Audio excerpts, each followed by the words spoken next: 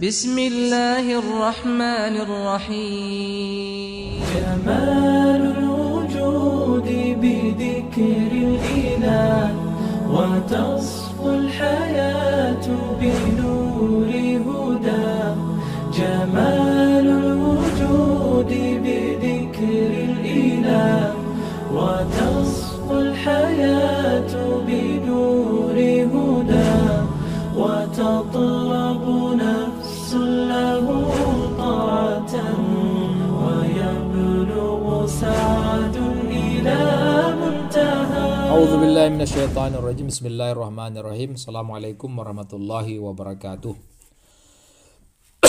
Bismillah, alhamdulillahi rabbil alamin. Wassalatu wassalamu ala asyrafil anbiya'i wal mursalin wa ala habibi qulubil alamin Sayyidil Mustafa Muhammad sallallahu alaihi wa alihi wasallam.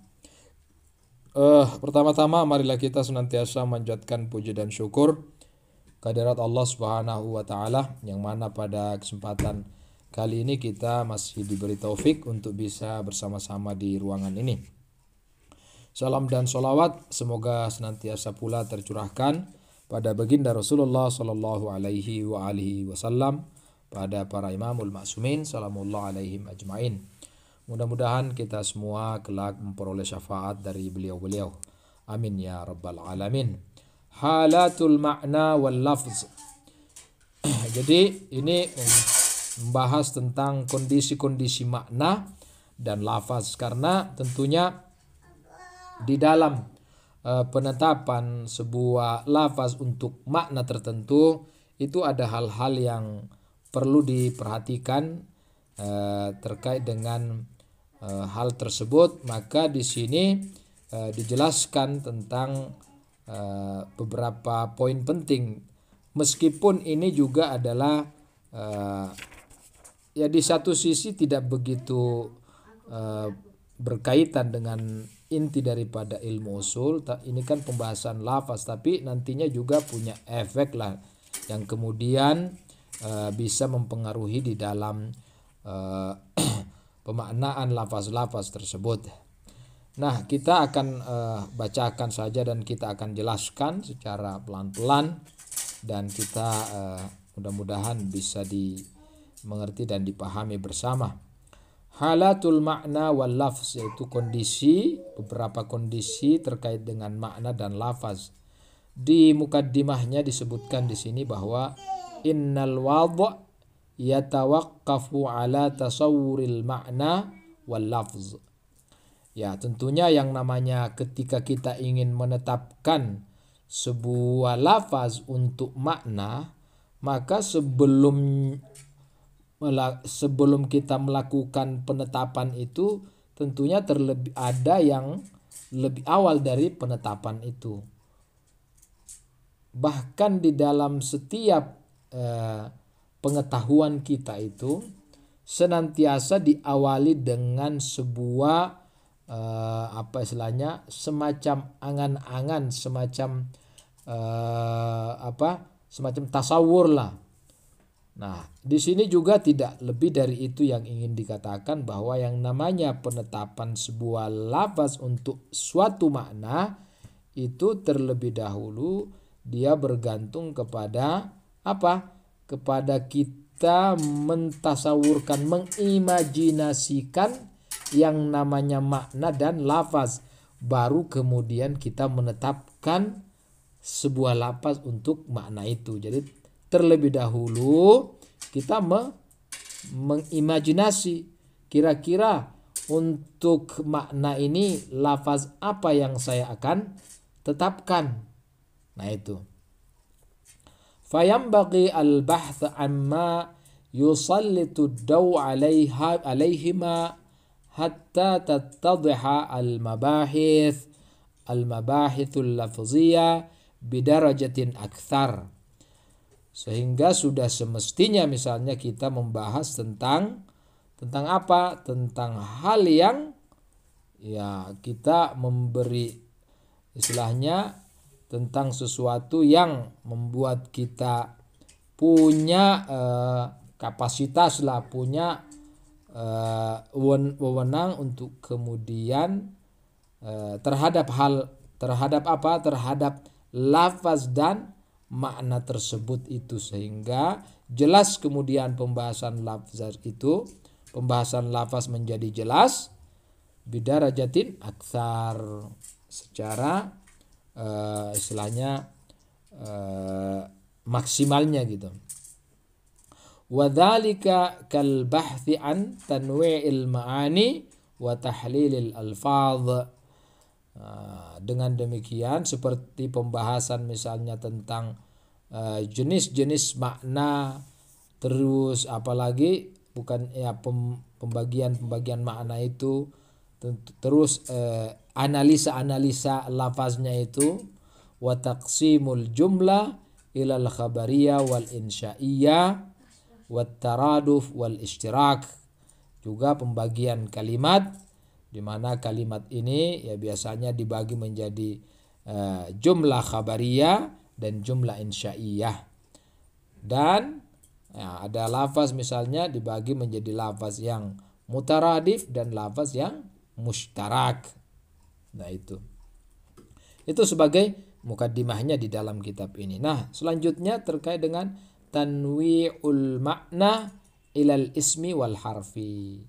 Jadi jenis-jenis makna itu dibagi menjadi ada makna yang sifatnya ismi dan juga ada yang sifatnya harfi. Ini istilah-istilah ini juga sebenarnya digunakan di dalam istilah-istilah filsafat. Makna ismi dan makna harfi. Mungkin di istilah filsafat itu kita kenal wujud mustaqil dan wujud rabit. Nah, itu ada istilah-istilah semacam itu. Nah, apa yang dimaksud dengan ism dan harf di sini? Innal ma'ani allati wada'al lafz laha ala qismaini. Bahwa makna-makna yang lafaz itu ditetapkan untuknya, allati wudi'ah, cocoknya allati wudi'al lafzu laha, itu dibagi menjadi dua bagian. Yang pertama adalah al-awwal al-ma'nal ismi, makna isim. Nah, di sini bukan makna isim dalam pengertian lain, tapi maksudnya di sini adalah makna yang wujud mustaqil itu tadi, yang istilah filsafat itu. Ada wujud rabit, artinya maknanya itu bisa dipahami secara independen, tidak bergantung kepada yang lain. Nah, wahwa ma yumkinu, apa yang dimaksud dengan makna ismi di sini? Wahwa ma yumkinu ayyutasawwara fi dzihni mustaqillan. Nah, jadi apa-apa yang memungkinkan, yang bisa diimajinasikan di dalam benak pikiran kita secara mandiri mustaqillan min duni lihazi maknan akhar, tanpa istilahnya kita bergantung kepada lafaz-lafaz lainnya, tanpa kita memperhatikan atau melirik makna-makna yang lain. Dia berdiri sendiri, dia kita bisa pahami tanpa bergantung kepada yang lainnya. Seperti apa? Kama ana asma'il a'yan wal ahdath, seperti isim-isim ya, mungkin benda-benda seperti itu dan lain sebagainya. Ahdath ini ya sama dengan misalnya kitab, dalam pengertian ilmu nahwu juga, ilmu sharaf juga seperti ini. Jadi dia tidak bergantung kepada yang lain ketika kita mau memahaminya. Itu yang namanya ma'nal ismi. Ats-tsani, adapun yang kedua yang berkaitan dengan ma'nal harfi, yaitu sebaliknya, kebalikan daripada makna ismi ini. Apa itu? Wa huwa ma la yumkinu ayyutasawwar fihi mustaqillan. Yaitu sesuatu yang tidak mungkin misalnya kita imajinasikan terkait dengan makna tersebut secara mandiri, secara independen. Tetapi ya dia bisa kita imajinasikan ketika misalnya dia dikaitkan dengan hal yang lain, jadi bergantung kepada yang lain, maknanya itu dia bergantung. Kita bisa memaknainya ketika digandengkan dengan yang lainnya. Tetapi perlu dijadikan catatan di sini, mungkin makna di sini berbeda dengan dalam bahasa Indonesia, karena mungkin seperti kata huruf fi, ila itu kan dalam bahasa Indonesianya kan ada makna-maknanya, tapi makna yang sempurna itu tidak bisa menunjukkan tanpa misalnya bergandengan dengan kalimat lain, dengan kata lain. Jadi yang dinamakan makna harfi bal yutasawwaru bilihazi maknan akhar mustaqillun sawa'un atusawwira fi mufradin ka makna lamit ta'rif. Nah itu. Jadi mustaqilan bal yutasawwar, istilahnya bisa diimajinasikan dengan bilihazim akhar, maknan akhar, dengan memperhatikan, dengan melihat, dengan melirik makna-makna lainnya secara mustaqil. Sawa'un tusawwira fi mufradin, sama saja misalnya apakah dia diimajinasikan dalam bentuknya mufrad seperti dengan sendirinya, seperti misalnya ka makna lamit ta'rif, seperti makna lam ta'rif di dalam kalimat ar-rajul. Di dalam kalimat ar-rajul kan ada alif lam, alif lamnya itu alif lam ta'rif istilahnya. Nah, pada dasarnya kalau alif lam ta'rif itu kan dia berdiri sendiri, itu tidak memiliki makna apa-apa, meskipun ada maknanya, ada makna yang tersirat di situ, tapi dia tidak memberikan makna yang sempurna ketika tidak disandingkan dengan kata lain seperti itu. Wa makna tanwin fi rajulun, rajulun, lunnya itu kan tanwin di situ. Pada dasarnya ada makna yang tersirat di situ, tapi ya tidak memberikan makna yang sempurna tanpa misalnya ada lunnya itu. Am fi murakkabin, atau misalnya di dalam sebuah kalimat yang murakkab, yang tersusun dari bi ayyakuna nisbatan, sehingga kemudian ada hubungan misalnya di situ antara kalimat satu dengan kalimat yang lain, atau ada ar-rabd kama nal ba'i fi katabtu bil qalam, seperti makna huruf ba di dalam kalimat katabtu bil qalam, saya menulis dengan kalam, dengan pulpen misalnya. Itu. Jadi ini adalah maknal ismi wa maknal harfi. Biasanya kalau ada penjelasan-penjelasan di dalam filsafat menggunakan istilah-istilah maknal harfi, maknal ismi sebagai tamsil lah istilahnya. Nah, berikutnya tahlilul alfaz ilal mawad wal hayat. Nah, ini berkaitan dengan alfaz. Karena nanti pembahasan ketika kita membahas tentang awamir, nawahi, kita akan dipertemukan dengan kasus-kasus semacam ini, di mana di dalam mengkaji awamir, bab awamir itu kan istilahnya dibagi di situ. Ada yang berkaitan dengan maddahnya, ada yang ada yang berkaitan dengan hayatnya, hayat sebuah kalimat. Seperti contohnya adalah kata, ada pembahasan di awamir itu nanti ada amara, hamzah, mim, ra. Ini adalah maddah namanya. Tapi ada hayatnya.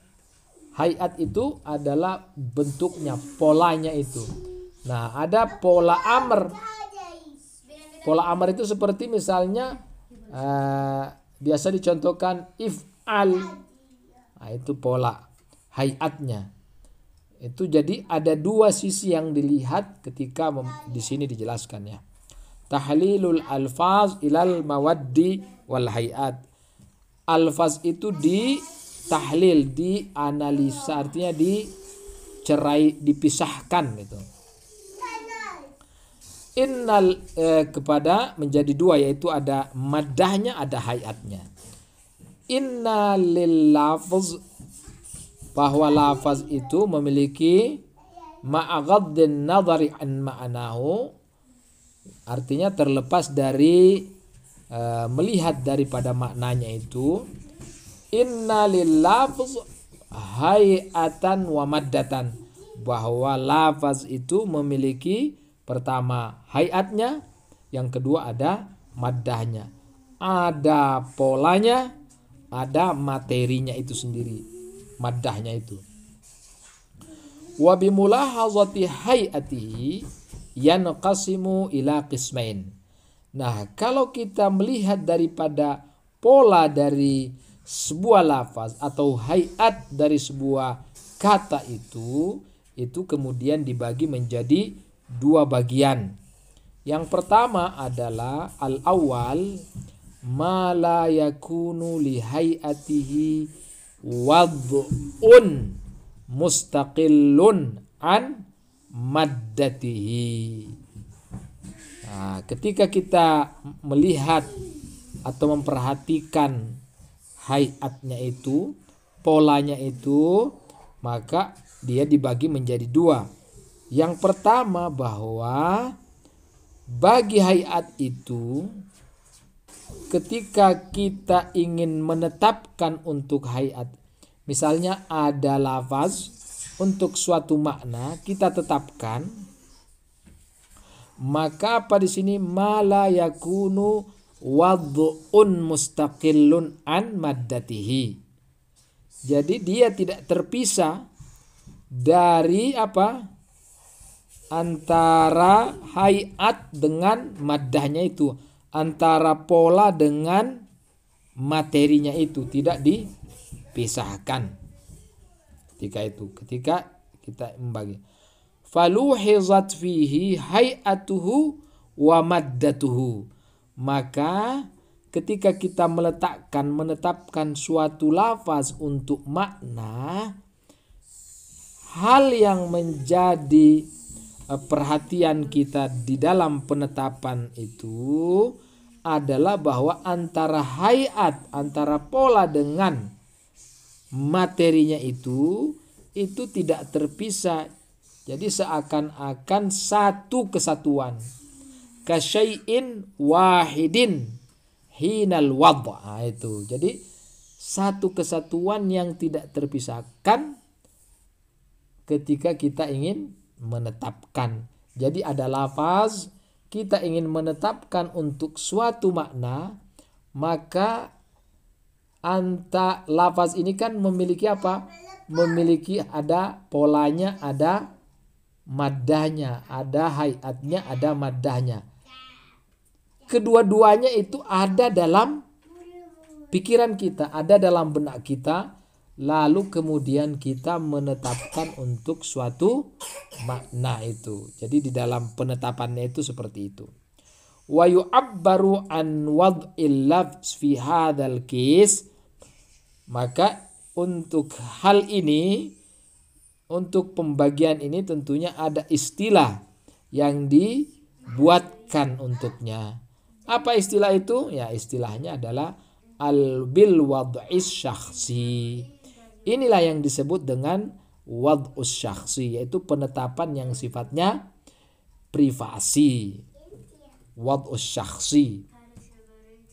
Seperti contohnya misalnya wadzalika ka asma'il a'lam nahu zaidun wa asma'il ahdath nahu ilmun. Contohnya seperti nama-nama, ya nama-nama orang, nama-nama a'lam. Di sini zaidun. Ketika kita ingin menetapkan zaidun ini untuk si fulan, ya tentu kedua-duanya antara hayat dan maddahnya itu ada dalam benak kita. Wa asma'il ahdath, seperti nama-nama yang sifatnya ahdath, itu peristiwa misalnya. Ilmun, nah, seperti ilmun ini. Ketika kita menyebutkan maka antara hayat dengan maddahnya itu dalam benak kita. Itu yang pertama. Artinya antara maddah dan hayat, antara maddah dan hayat itu tidak terpisahkan. Yang kedua adalah atsani ma yakunu li hayatihi wad'un mustaqillun an maddatihi. Nah, sebaliknya, adapun yang kedua itu adalah kita menetapkan suatu makna. Di dalam penetapan makna itu, penetapan lafaz untuk makna itu terpisah antara hayatnya dengan maddahnya. Artinya itu dalam benak kita ya, dalam pikiran kita, dalam imajinasi kita itu kita pisahkan, ini maddahnya, ini hayatnya, ini polanya. Nah, faluhizat fihi, makanya di sini disilahkan faluhizat fihi al-hay'ah hinal wad'i fi dhimni unwan yushiru ilaiha. Maka di dalam fihi kembali kepada al-wad' itu, jadi di dalam penetapan itu maka hayatnya itu dilirik atau dipisahkan secara sendiri lah istilah. Hinal wad', ketika kita menetapkan, fi dhimni unwanin yushiru ilaiha, ya istilahnya kita menetapkan ini ada lafaz untuk suatu makna, tapi kita hanya melihat maddahnya saja, melihat materinya saja, tanpa melihat hayatnya itu. Hayatnya itu akan datang kemudian, istilahnya muncul kemudian fi dhimni unwan yushiru ilaiha, di dalam apa istilahnya ya akan ikut nantinya. Wa yu'abbaru an wad'il lafz fi hadzal qism. Adapun istilahnya untuk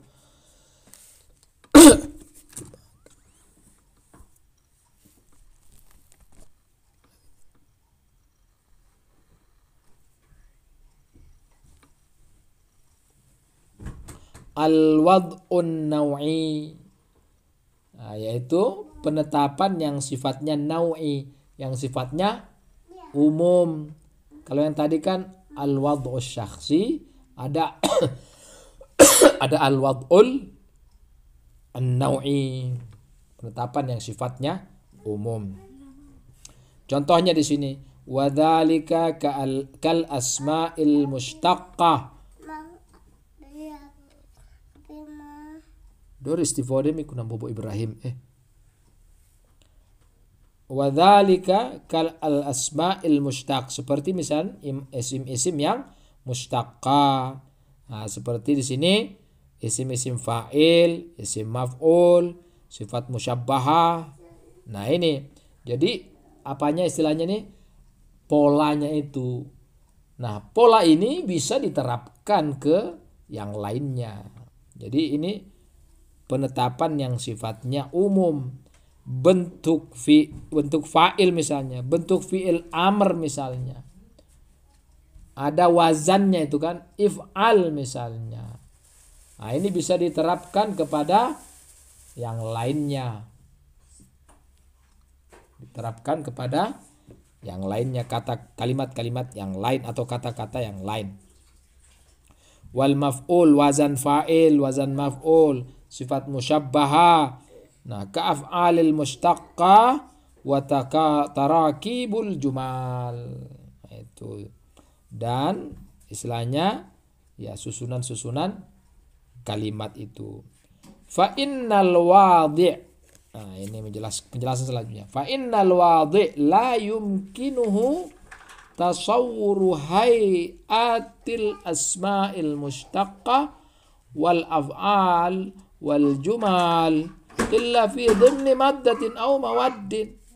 Karena tidak mungkin misalnya si wadi ini, orang yang menetapkan suatu lafaz untuk mana itu, untuk mengimajinasikan apa? Seluruh hayatnya, seluruh pola-pola itu, pola-pola isim yang mustaq, af'al, kalimat-kalimat, ya kecuali misalnya dengan cara ya dia harus dengan cara ya harus memperhatikan materinya itu, memperhatikan maddahnya itu, di maddatin au mawaddin. Nah, itu misalnya ada kalimat kita tetapkan misalnya walakin yumkinuhu ayyutasawwaraha fi unwanil hay'ah allati ala wazn fa'il. Tetapi hanya memungkinkan untuk mengimajinasikan dalam bentuk apa? Ya dalam bentuk hay'ah allati ala wazni, misalnya dengan wazan ada fa'il. Misalnya kita buatlah kalimat kata-kata yang lainnya, kita ikuti wazan fa'il ini. Au maf'ulin, atau wazan maf'ul, atau wazan if'al misalnya perintah. Wa nahwiha, dan yang serupa dengannya itu. Wa yada'u tilkal hayat al-mutasawwara fi dhimni unwanihi lima'anin. Lalu kemudian maka ditetapkanlah hayat-hayat itu, pola-pola yang diimajinasikan tadi itu dalam sebuah unwan, dalam sebuah isim, dalam sebuah nama, untuk ya untuk lima'anin, untuk berbagai macam makna. Seperti itu. Wa alaihi anna alimun. Wa alaihi, berdasarkan apa yang dijelaskan di sini di atas, bahwa ini kata alim ini masalan wudi'at maddatuhu. Maddahnya itu apa? Alim ini ditetapkan materinya itu, di mana materinya terdiri dari ain, lam, mim. Itu ditetapkan untuk apa? Lil hadatsil ma'ruf, untuk suatu peristiwa yang sifatnya ma'ruf, yang populer. Misalnya alim, yang ma'ruf itu yang alim, misalnya kita kan menyebut alim itu ya orang yang berilmu, itu alim, itu ditetapkan untuk itu. Wa wudi'at hay'atuhu ala nahwil wad'in naw'i. Juga kita menetapkan misalnya hayatnya itu hayat fa'il. Ini kan alimun ini kan mengikuti wazan apa? Mengikuti wazan fa'ilun, isim fa'il. Nah, kemudian kita polanya itu kita tetapkan untuk apa? Ya untuk sesuatu yang sifatnya penetapan yang sifatnya umum itu. Li'ifadati makna harfi, untuk kemudian kita bisa memperoleh makna untuk makna yang lain ya. Harfin yusyaru ilaihi biqaulina nisbatun suduriyatun au hululiyatun baina dzat wa hadath masalan, yaitu ada nisbat antara suduriyah, antara awalnya itu sudurnya itu, dan hululiyahnya itu masuknya lah istilahnya, gabungannya baina dzat wa hadath. Misalnya ini suduriyah binisbatun suduriyah ini au hululiyah, antara zat dengan hadas, antara alim itu kan ada orangnya, ada apanya istilahnya itu, ada sisi orangnya itu, ada sisi ilmunya itu. Idza arafta ma qaddamnahu fa'lam annal alfaz allati wujida fiha al-wad'un naw'i. Kalau Anda misalnya sudah mengetahui apa yang sudah kita jelaskan, maka coba ketahuilah bahwa lafaz-lafaz yang ada di dalamnya itu adalah bersifat al-wad'un naw'i, yaitu penetapan yang sifatnya umum, yang kemudian tashtamilu ala maddatin wa hayatin, yang kemudian mencakup kedua-duanya, mencakup ada hayatnya, ada maddahnya di situ.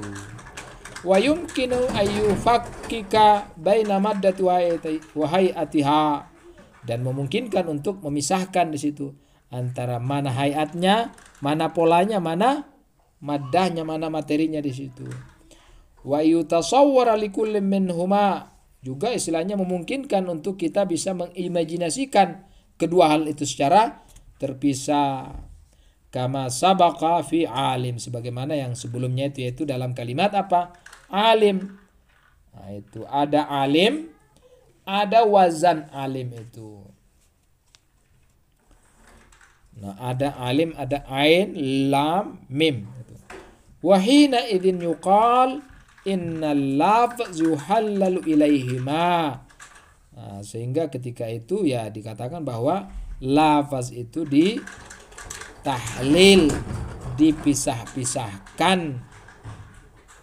Bi khilafil alfazil lati kana wad'uha ala nahwil wad'i syakhsi. Berbeda misalnya dengan lafaz yang memang lafaz itu ditetapkan berdasarkan penetapan yang sifatnya privasi atau lafzul wad'i itu, syakhsi itu. Wad'us syakhsi itu. Fa innahu laisa likullin min maddatihi wa hayatihi wad'un mustaqil. Karena tidak untuk setiap dari maddah dan hayatnya itu ditetapkan secara independen. Jadi maddah dan hayatnya itu tidak untuk makna yang bisa berdiri sendiri. Jadi dia ditetapkan, sebuah lafaz itu ditetapkan untuk makna dan itu tidak secara terpisah. Kalau dipisahkan nanti akan melahirkan makna yang lain. Jadi antara hayat, antara pola dan makna, pola dan maddahnya itu, pola dan materinya itu tidak dipisahkan ketika kita ingin menetapkan. Jadi saya misalnya ingin menetapkan sebuah nama untuk anak saya, untuk putra saya misalnya. Saya kasih nama Zaidun. Misalnya seperti itu. Nah, penetapan saya itu saya tidak melihat hayatnya, tidak melihat polanya, tidak melihat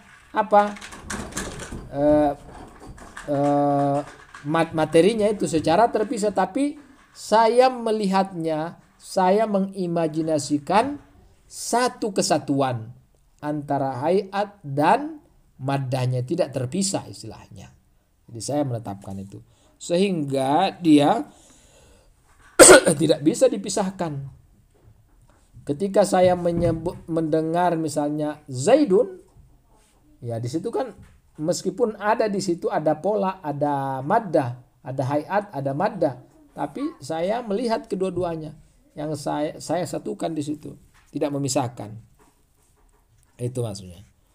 Maddatuha itu wad'un mustaqil. Bal ju'ila lafzi bihima ma'an.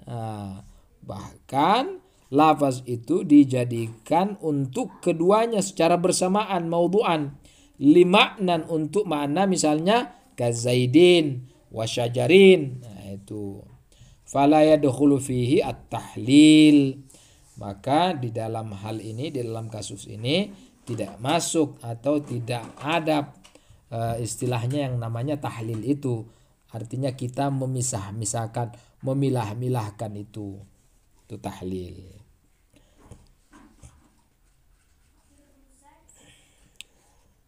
Itu saya dulu Bib ya. Insyaallah untuk selanjutnya ini kita teruskan pada pertemuan berikutnya. Ya, Ustaz. Iya. Oke, jadi insyaallah. Iya. Jadi insyaallah besok kita coba mulai. Antum yang ini baca sama-sama, kita baca lah, antum awalin. Insyaallah kita filsafatnya itu. Oke, saya kira begitu Bib. Mohon doanya Bib. Senantiasa ditunggu takrirnya. Afwan. Assalamualaikum warahmatullahi wabarakatuh. Waalaikumsalam. شغوف إلى ربه أحب رضاه أحب لقاه